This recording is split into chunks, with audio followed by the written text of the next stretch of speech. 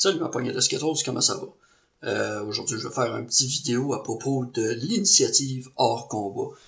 Puis je sais que ça peut immédiatement turn off certaines personnes. Le concept semble pas intéresser beaucoup de gens. Mais c'est plus un plaidoyer que je fais aujourd'hui. Pour pas que des gens se sentent visés, je sais que je suis dans quelques parties en ce moment, mais cette vidéo-là s'adresse pas à vous. C'est juste pour moi qui trouve que c'est une idée qui est pas trop bonne, mais trop importante pour la rejeter d'un revers de main. Et cette idée-là, c'est, comme je viens de dire, l'initiative hors concours. Donc, quand que les maîtres de jeu vont dire aux joueurs, OK, qu'est-ce que toi tu fais, qu'est-ce que toi tu fais, qu'est-ce que toi tu fais, puis il fait le tour de la table. C'est pour ça que je sais pas vraiment si on pourrait dire que c'est de l'initiative. Puis c'est pour ça aussi que je dis pas que c'est hors combat, parce qu'il y a des systèmes que en combat, il n'y a pas vraiment d'initiative. Cependant, mon idée est différente de celle du Dungeon World. Où Dungeon World, c'est le maître de jeu qui dicte, je m'excuse, l'initiative, donc le temps de ton tour.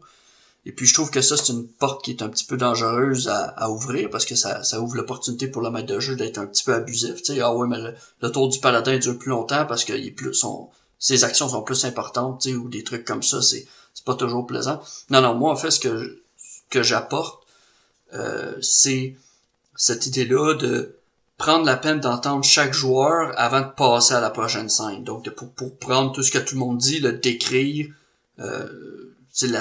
pour décrire la suite. Et puis je pense que c'est vraiment important de vraiment laisser tout le monde participer. Malheureusement, trop souvent, j'ai joué dans quelques parties où je me suis retrouvé dans le passé, là, où je me suis retrouvé à pas parler pantoute pendant 1 heure, des fois même 2 heures. Et c'était un des problèmes que j'avais quand j'étais maître de jeu au tout début. J'avais des joueurs qui parlaient beaucoup, puis j'avais deux autres joueurs qui regardaient puis qui glissaient pas un mot, sauf quand je me tournais vers elles pour leur demander qu'est-ce que vous faites. Et donc là, il y a des gens qui vont me dire, OK, mais le problème en soi, la critique qui revient toujours, c'est dans les rencontres sociales, qu'est-ce qu'on fait?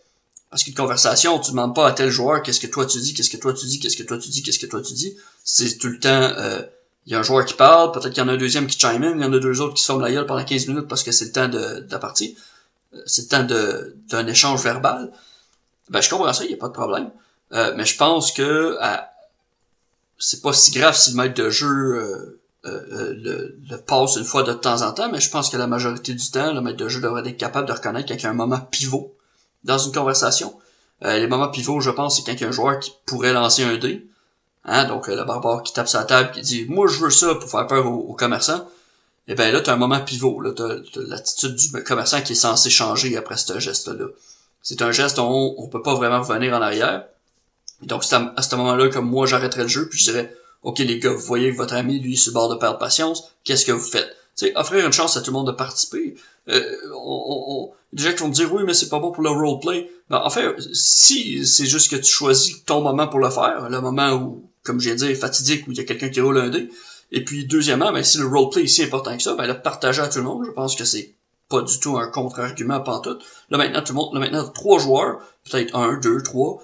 Je sais pas combien d'autres qu'il y a dans ta partie, mais peut-être, ou d'autres qui sont impliqués dans la conversation, ou qui écoutent très attentivement pour savoir ce qui va se passer, qui vont s'en mêler, puis vont dire, OK, ben, tiens, on pourrait peut-être essayer de relaxer, puis là, le paladin va prendre la parole.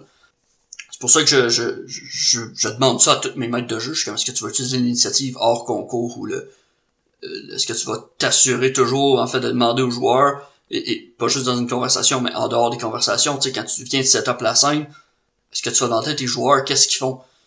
Parce que juste enchaîner les résolutions pour un seul joueur parce qu'il s'est ouvert la gueule en premier, moi je pense que c'est vraiment pas bon pour le jeu.